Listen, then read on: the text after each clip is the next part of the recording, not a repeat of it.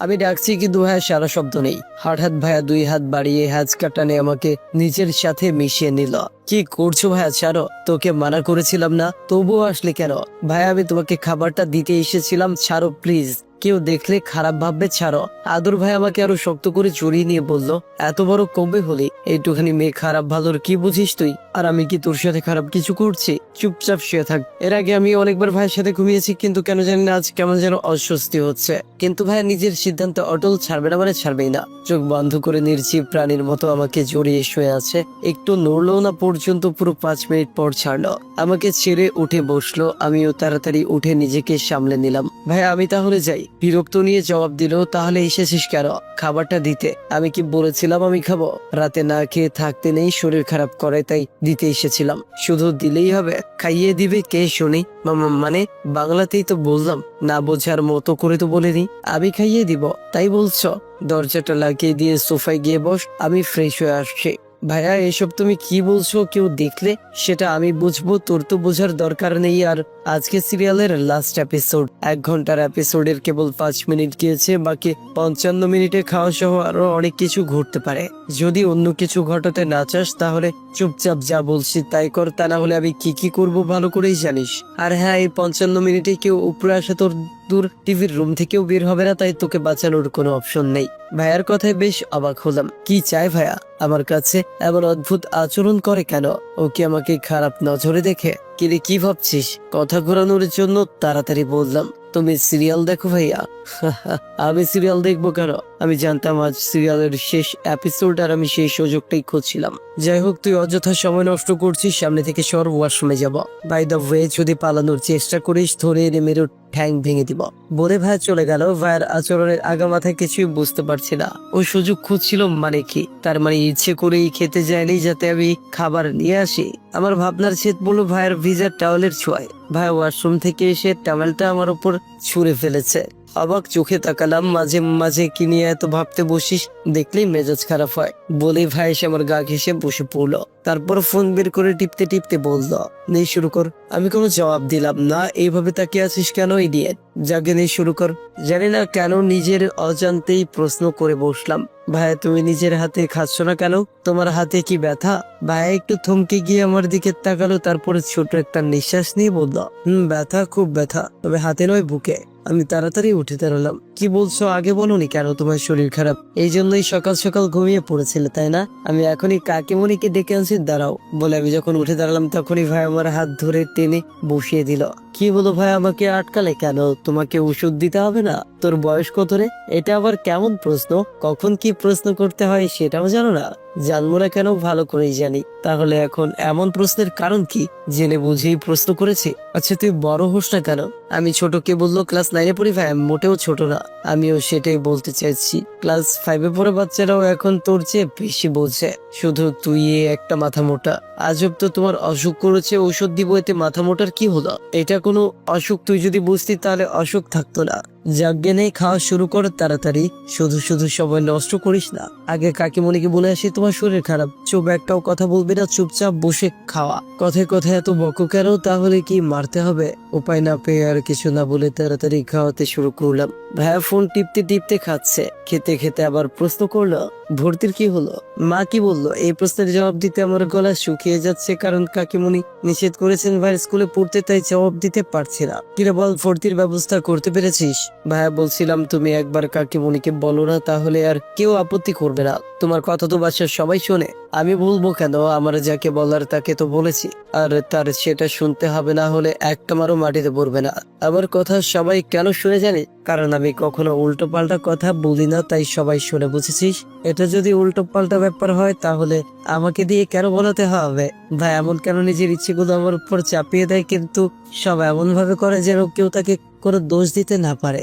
এই যে ভাবনার রানী, ভাবনার বক্সটা বন্ধ করে খাবারটাকে দিবেন নাকি হাতে কামড় বসাবো? তাড়াতাড়ি খাবার নিয়ে আমতামতা করে বললাম, ভাই বলছিলাম কি আমি পুরো স্কুলে পড়লে হয় না? আমি এটা বলার সাথে সাথে ঘরের পরিবেশটা পুরো বদলে গেল। ভাইয়া হাত থেকে খাবারের প্লেটটা নিয়ে ছুঁড়ে ফেলে দিয়ে উঠে দাঁড়ালো। লক্ষ্য করলাম আমি কিছু বুঝে ওঠার আগে ভাইয়ের রেগে আগুন হয়ে গিয়েছে। ভাইয়া হাত মুষ্টি করে দাঁতে দাঁত চেপে মৃদু শব্দে কাকিমণিকে ডাকতে লাগলো। সে চিৎকার না করলেও আমি বেশ বুঝতে পারছি ভাইয়া প্রচন্ড রেগে গিয়েছে, কিন্তু তার কারণটা কি বুঝলাম না। মাহিম আমার রুমে এসে তো একবার ভাইয়াকে আটকানোর বৃথা চেষ্টা করে বললাম, কি হয়েছে ভাইয়া, কাকিমণিকে ডাকছো কেন? আমাকে বলো না, আমি করে দিচ্ছি।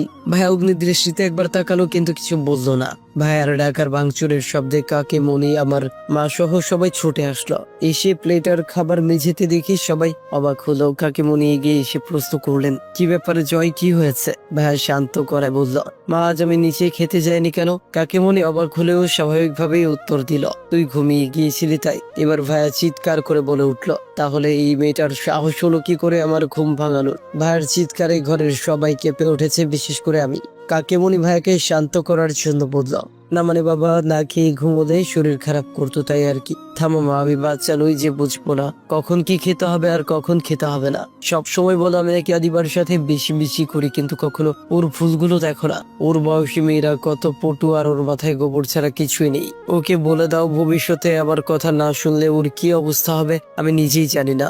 এবার ভাই আমার দিকে এগিয়ে এসে বলল, এই বাসায় থাকতে হলে মানুষের মতো চলতে হবে, আমার কথা মানতে হবে, বুঝেছিস? তুই এমন অগোছালো ছন্দ ছাড়া পশুর মতো চলা যাবে না। যদি আমার কথা না শুনিস তোর সাথে কি ঘটবে সেটা নিশ্চয়ই বুঝতে পারছিস। ভাইয়ার হঠাৎ সুর বদলানোটা আমার সহ্য হলো না, চোখ থেকে গড়িয়ে পানি পড়তে লাগলো। আমাকে কাঁদিয়ে ভাইয়া হয়তো শান্তি পেয়েছে, তাই হঠাৎই সব রাগ থামিয়ে দিয়ে বরফ জমা হয়ে গেল। অসহায় ভঙ্গিতে আমার দিকে তাকালো। ভাইয়ের আচরণে এতক্ষণই সবাই অবাক হয়েছে, তবে সবচেয়ে বেশি অবাক আমার মা হয়েছে, কারণ মা দুপুরের ঘটনা জানে না। আজ সন্ধ্যাবেলা আমাদের এখানে এসেছে, আমি ইচ্ছে করেই মাকে কিছু বলিনি। মা এসব দেখে বললো, ভাবি আমার মনে হয় আদিবার এখানে থাকাটা ঠিক হবে না। আসলে আমি আন্দাজ করতে পেরেছিলাম কিছু একটা ঘটেছে, কিন্তু আপনাদের বিব্রত করতে চাইনি তাই প্রশ্ন করিনি। মায়ের কথায় কাকিমা লজ্জা পেলেন, তাড়াতাড়ি বললেন, শাহানা তুমি অযথা চিন্তা করছো, তেমন কিছু হয়নি। আসলে আদি বুঝতে পারেনি। ভাবি তুমি আমার মেয়েদের নিজের মেয়ের মতোই আগলে রাখো, এই নিয়ে আমার কোনো সন্দেহ নেই। কিন্তু আদিবা একটু দুষ্টু প্রকৃতির মেয়ে, গ্রামে তো সারাদিন ছোটাছুটি করতো, তাই এখানে মানিয়ে নিতে পারছে না। ও এখানে থাকলে সমস্যা হবে, তার চেয়ে আমি বরং ওকে নিয়ে যাই, সাদিয়া এখানে থাকো। মায়ের কথা শেষ হওয়ার আগেই ভাইয়া বলে উঠলো, চাচি আম্মা তুমি কি বোঝাতে চাইছো? মা তোমার মেয়েদের আদর করেন আর আমি তোমার মেয়ের উপর অত্যাচার করি? ছি বাবা, কি বলছিস? আমি এভাবে বলতে চাইনি। তুমি কি বললে সেটা বড় কথা নয়, বড় কথা হলো আমি আদিবার বড় ভাই। আদিবার সাহস হয় কি করে বড় ভাইয়ের মুখে মুখে কথা বলার? আর তুমি না কি করে ওকে লাই দিচ্ছ? কি করে বললে ওকে নিয়ে যাওয়ার কথা? ও দরদ উঠতে পড়ছে তাই না? বানিয়েছে তো একটা জঙ্গলি। ও যে এমন বোকা প্রকৃতির তাতে তোমার তো কিছু আসে যায় না। লোকে যা বলার আমাদের বলবে বলবে বাবা নেই বলে মেয়েটা মানুষ হয়নি। তোমরা এইভাবে লাই দিলে মানুষ হবে কি করে? ছোটাছুটি করা খুব ভালো কাজ বুঝি, কেমন এলোমেলো চুল, ড্রেস আপের কোনো ছিঁড়ি ছাদ নেই, কারোর সাথে সুন্দর ভাষায় ঠিক মতো কথাও বলতে পর্যন্ত পারে না। ভাইকে থামানোর জন্য কাকিমা বলল, হয়েছে ওকে তোর মানুষ করার দায়িত্ব নিতে হবে না, যেমন আছে বেশ আছে। তাই নাকি? তুমি ওর মার্কশিট দেখেছ? গোল্লা পেয়েছে, গোল্লা বুঝেছ? আমি ওর বড় ভাই, আমি আমার দায়িত্ব পালন করছি, এতে কারো কিছু বলার নেই, এমনকি চাচি আম্মুরও না। আদিবা গ্রামে যাবে না আর স্কুলও বদলাবে না, ও আমার স্কুলেই পড়বে, আমার সাথে যাবে, আমার সাথে আসবে, আর বাসাতেও মানুষের মতো করে থাকবে, গায়া ভূতের মতো না। ভাইয়ের কথায় মাথা চাপড়ে কাঁদতে ইচ্ছে করছে, কিভাবে এত অপমান করতে পারছে? গ্রামে তো সবাই এমন ভাবেই থাকে, তাই বলে এইভাবে অপমান করতে হবে? না, এই গন্ডারের কাছে আমি থাকবো না, কিছুতেই না। কিন্তু যেভাবে বললো মা আমাকে কিছুতেই নিয়ে যাবে না, তবে শেষ একটা চেষ্টা করতেই হবে। আমি 70% নাম্বার পেয়েছি ভাই, এর চেয়ে ভালো রেজাল্ট আমার দরকার নেই, আর আমি যেমন আছি তেমনই ভালো, বুঝেছো? আমি চলে যাব। কথা শেষ করার আগে ভাইয়া হাত দিয়ে থামিয়ে দিয়ে বলল, অনেক বলেছিস আর না, রাতটা অনেক লম্বা, আগে রাত পার হোক, তারপর দেখা যাবে সকালে কে যায় আর কে থাকে। বৌদি হন হন করে সেখান থেকে চলে গেল। বুঝতে পারলাম রাতে আমার কপালে দুঃখ আছে, তার ইঙ্গিত দিয়ে গেল। ভাইয়া চলে যাওয়ার পর কাকিমণি মাকে বলল, শাহানা কিছু মনে করো না, আসলে বেশি আদরে ছেলেটা উচ্ছন্নে গিয়েছে, কারো কথা শোনে না। কি বলছো ভাবি? জয় উচ্ছন্নে যাবে কেন? ওর মতো ছেলে লাখে একটা হয়। নিজের বোনের কথা এত কিভাবে বলো তো? জয় যা যা বললো সবই ঠিক বলেছে, আদিবার বদলানো দরকার। আমিও তো চাই আমার মেয়ে ফিটফাট পরিপাটি হোক, ওইখানে থাকলেই সব ভালো হবে, দেখে নিও। এখানে থাকলে আমার যে কি হবে সেটা শুধু আমি জানি, বন্ধ করে ওর রূপটা যে কি সেটা তো কেবল আমি জানি। আদিবার অনিচ্ছা সত্ত্বেও আদিবাকে আদিত্যদের বাসাতেই থাকতে হলো, আর স্কুলও বদলাতে পারলো না। আদিত্যের নজরদারি থেকে মুক্তি মিলল না তার। এইভাবেই দিন কেটে যাচ্ছিল, কিন্তু হঠাৎ একদিন রাত 10টা, কিন্তু আদিবার বাসায় ফেরার নাম নেই। আদিবা কখনো রাতে বাইরে থাকা তো দূর, স্কুলে ছাড়া সে বাসার বাইরে পর্যন্ত যায় না। স্কুলেও যায় আদির সাথে, মোট কথা আদিবা একা একা কোথাও যায় না, তাই বাসার সবাই দুশ্চিন্তায় পড়ে গেল। সময় যত বাড়ছে ততই উদ্বেগ বাড়ছে, কিন্তু কেউ পুলিশে কমপ্লেন করতে পারছে না, কারণ সবার ধারণা এর পেছনে আদির হাত আছে। জেনে শুনে নিজের ছেলের বিপদ কেই বা ডেকে আনতে চায়। আদিত্যের বাবা মা সহ আদিবার মা এবার আদিত্যের রুমে গেলেন। আদিত্যের বাবা কড়া গলায় বললেন, 5 মিনিট সময় দিচ্ছি, এর মধ্যে আদিবাকে ফিরিয়ে আনবি, তা না হলে আজ আমার চেয়ে খারাপ আর কেউ হবে না। বাবার কথা শুনে আদি গাছের ভাব নিয়ে জবাব দিল, আমি কি করে ফিরিয়ে আনবো? আমি জানি না কেউ কোথায়। আমাদেরকে কি তোর এতটাই বোকা মনে হয়? আদিবা হারিয়ে যাবে আর তুই শান্ত মনে বাসায় বসে থাকবি, এটাও বিশ্বাস করতে হবে? তুই যদি না জানতি আদিবা কোথায়, তাহলে এতক্ষণে সারা শহর মাথায় করে ফেলতি। এমন ভাবে বলছো যেন আদিবা আমার প্রেয়সী, তার জন্য আমার দেওয়ানা হয়ে যেতে হবে। না, আমি সে কথা বলিনি। তুই যে পরিমাণ উশৃঙ্খল, তোকে না বলে বাইরে যাওয়ার অপরাধে তুই আদিবাকে আকাশ পাতাল খুঁজে নিয়ে আসতি আর তারপরে শাস্তি দিতি, সেটা আমরা সবাই জানি। মা, তুমি আজকাল একটু বেশি কথা বলো। আমি জানি না আদিবা কোথায়, আর এত চিন্তা করার কি আছে? সময় হলে নিজেই ফিরে আসবে। তোমরা এখন আমার রুম থেকে যাও, কাল আমার এক্সাম আছে, পড়তে হবে। আমরা কিন্তু পুলিশে যাব। যাও, মানা করেছে কে? পুলিশের কাছে গেলে প্রথম তোর নামটাই বলবো। এমন ভাবে কথা বলছো যেন আমি একজন কিডন্যাপার, ওকে কিডন্যাপ করেছি। মা, ফালতু কথা বাদ দিয়ে যাও তো এখান থেকে, আমার আর ভালো লাগছে না এইসব। আদিত্য সবাইকে বের করে দিয়ে দরজা লাগিয়ে দিল। সবার নির্ঘুম একটা রাত কাটালো। সারা রাতেও আদিবা বাসে ফিরেনি। ভোরবেলা বাসার কাজের মহিলা দৌড়াতে দৌড়াতে বাসায় ছাদ থেকে নিচে নেমে আসলো। খালুজান, জলদি ছাদে চলেন, আদিবা আফামনি ওইখানে অজ্ঞান হয়ে পড়ে আছে। কথাটা শোনা মাত্র সবাই ছুটলো ছাদের দিকে। ছাদে গিয়ে সবার চোখ চরক গাছ। সত্যি আদিবা পড়ে আছে, হাত পা বাঁধা, মুখেও টেপ লাগানো। আদিবার মা নিচে বসে আদিবার মাথা কোলে নিয়ে চোখের জল ছেড়ে দিলেন। আদিত্যের বাবা তাড়াতাড়ি আদিবাকে ঘরে নিয়ে এসে চোখে মুখে পানি দিলেন। কিছুক্ষণ পর আদিবার জ্ঞান ফিরল, কিন্তু তার চোখ মুখে ভয়ের ছাপ। সে তার মাকে জড়িয়ে ধরে হাউমাউ করে কাঁদতে শুরু করলো। আদিবা শান্ত করার জন্য আদির বাবা বললেন, তোর এই অবস্থা কে করেছে আদিবা? একবার শুধু বল, তারপর আমি তার কি অবস্থা করি শুধু দেখবি। আদিত্যের বাবা কড়া গলায় বললেন।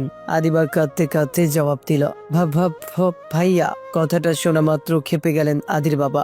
আদিত্যের এত সাহস, আজ ওর একদিন কি আমার একদিন। তিনি রাগে ছটফট করতে করতে ছুটে গেলেন আদিত্যের ঘরে। আদি ঘুমাচ্ছিল। আহমেদ সাহেব তাকে ঘুম থেকে জাগার সুযোগ না দিয়ে নিজের বেল্ট দিয়ে মারতে শুরু করলেন। আদি কিছু বুঝে ওঠার আগেই কয়েকটা আঘাত পড়লো তার পিঠে।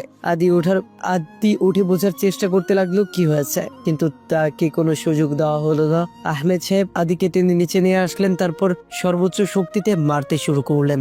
সেখানে সবাই উপস্থিত থাকলেও আজ কেউ বাধা দিল না। সবচেয়ে আশ্চর্যের বিষয়, আদিত্য নিজেও বাধা দিচ্ছে না। তাকে দেখে মনে হচ্ছে সে যেন আগে থেকেই জানতো তাকে এইভাবে মারা হবে, তাই চুপচাপ দাঁড়িয়ে মার খাচ্ছে। আহমেদ সাহেব মারতে মারতে হাঁপিয়ে উঠলেন। আদিকে ছেড়ে দিয়ে বলতে লাগলেন, তোর মতো ছেলে জন্ম দেওয়াটাই আমাদের অন্যায় হয়েছে। এমন ছেলে থাকার চেয়ে না থাকাই ভালো ছিল।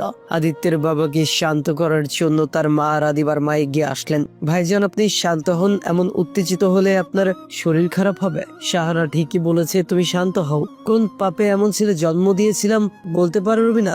ইচ্ছে করছে মেরে টুকরো টুকরো করে নদীতে ভাসিয়ে দিই। ভাইজান, আদিত্য ছেলে হিসেবে খারাপ নয়। সমস্যাটা হচ্ছে ও আদিবাকে সহ্য করতে পারে না, আর আদিবাও অনেক উল্টো পাল্টা কাজ করে। তাই আমি বলি কি আদিবাকে নিয়ে গ্রামে ফিরে চাই, তাহলে আর কোনো সমস্যা থাকবে না। দয়া করে আপনারা আমাকে আর বাধা দিবেন না। প্রশ্নই ওঠে না আদিবা কোথাও যাবে না। কারো যদি যেতে হয় আদি যাবে। এই বাসায় ওর আর কোনো জায়গা নেই। এই কুলাঙ্গার বেরিয়ে যা। আদিত্য এবারেও কোনো জবাব দিল না, শুধু রক্তবর্ণ চোখে আদিবার দিকে একবার তাকালো। আদিবা ভীত হরিণীর মতো চুপসে গেল। ভাইজান, আমি রাগের মাথায় কিছু বলছি না। আপনারা নিজের সংসার আছে, তার উপর আমাদের সংসারটাও আপনাকেই দেখতে হয়। এত কিছুর পর 4 জনকে ভালো স্কুলে পড়ানো অনেক টাকার ব্যাপার, তাই আমি ভাবছি আদিবার বিয়ে দিয়ে দিব। কথাটা শুনে উপস্থিত সবাই ভীত হয়ে গেল। আদিত্যের মা অবাক কণ্ঠে বললেন, তুমি কি পাগল হয়ে গেছো শাহানা? কিসব বলছো? আমি যা বলছি ভেবেই বলছি ভাবি। আদিবার বিয়ের বয়স না হলেও ও আর ছোট নেই। আগের দিনে মেয়েদের এই বয়সেই বিয়ে হতো। তাছাড়া গ্রামে এখনো হয়। এখানে আসার আগে চেয়ারম্যানের ছেলে ওকে পছন্দ করে প্রস্তাব দিয়েছিল। ভাবছি গ্রামে গিয়ে কথাটা এগোবো, কিন্তু কোনো কিন্তু না। মেয়েদের এত পড়াশোনার দরকার কি? এত পড়ে কি হবে? বিয়ের পর জামাই পড়ালে পড়বে, না পড়ালে সংসার করবে। আদি এতক্ষণ কিছু না বললেও শরীরের আঘাতগুলো ক্রমেই যন্ত্রণাদায়ক হয়ে উঠছে। জায়গায় জায়গায় রক্ত নীলচে রং ধারণ করছে। হঠাৎ করে সে সবাইকে অবাক করে দিয়ে নিচে বসে সশব্দে কেঁদে উঠল। উপস্থিত সবাই চরম অবাক হলো, কারণ আদিকে কেউ কখনো কাঁদতে দেখেনি। যত যাই হয়ে যাক, সে কাঁদে না। এই বয়সী কোনো ছেলেই সহজে কাঁদে না। তার মানে কি আঘাতগুলো অসহনীয় হয়ে উঠেছে? আঘাতগুলো ক্রমেই যন্ত্রণাদায়ক হয়ে উঠছে। জায়গায় জায়গায় রক্ত নীলচে রং ধারণ করছে। হঠাৎ করে সে সবাইকে অবাক করে দিয়ে নিচে বসে সশব্দে কেঁদে উঠল। উপস্থিত সবাই চরম অবাক হলো, কারণ আদিকে কেউ কখনো কাঁদতে দেখেনি। যত যাই হয়ে যাক, সে কাঁদে না।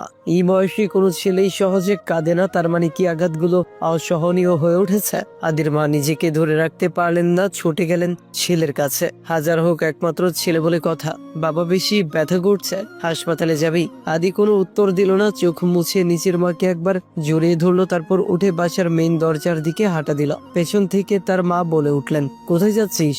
আদি উত্তর দিল না।